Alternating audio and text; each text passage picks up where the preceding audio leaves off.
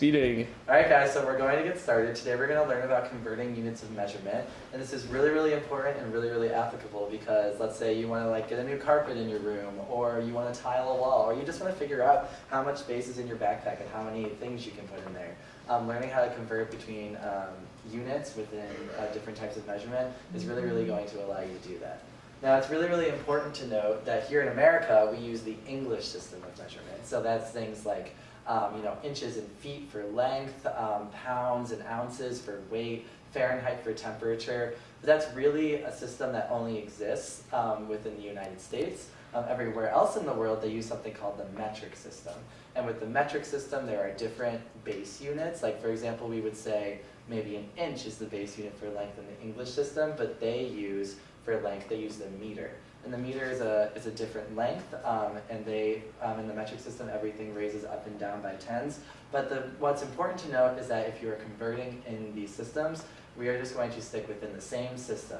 So if you're converting in the metric, keep it in the metric. If you're converting into English, keep it in the English for now. So there are a couple of key rules to think about when you are converting units, and they're very simple. So one thing to keep in mind is that if you are going from a bigger measurement to a smaller measurement, then the rule is that you are going to multiply. All right? And if you are going from a small measurement to a larger measurement, the rule is that you are going to divide. And we'll go through this with some examples later. But this is the key concepts that you have to consider. Now, with any sort of conversion with units, there are three simple steps. Those are the rules you have to remember, but there are three simple steps that you have to follow. The first step is to state your measurement. So what have you measured? If you have a ruler and you measured the side of your room, did you measure maybe 12 feet? Is that the measurement that you have? What is the thing that is given to you? Next, you have to fit in your conversion factor. Now, a conversion factor is something that equates how many of one type of measurement there is and another type of measurement. So for example, something you might be aware of are there are 12 inches in a foot. So that would be a conversion factor, 12 inches to 1 foot. Or let's say you have a meter and you need to convert to kilometers. There are 1,000 meters in a kilometer. And these are all things that you can find online, that are probably in a lot of your textbooks that you have for these conversion factors, so you can find these, but you have to determine what conversion factor you need to get to where you need to go. And lastly, you want to check the units on your final answer to make sure it's in the unit that you really want for that problem. So, a quick example. Let's say you have a roll of tape, and your first is your measurement.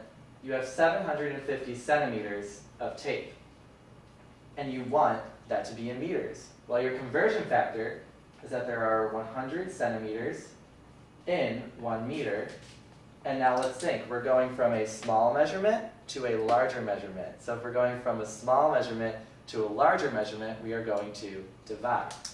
So you have 750 centimeters.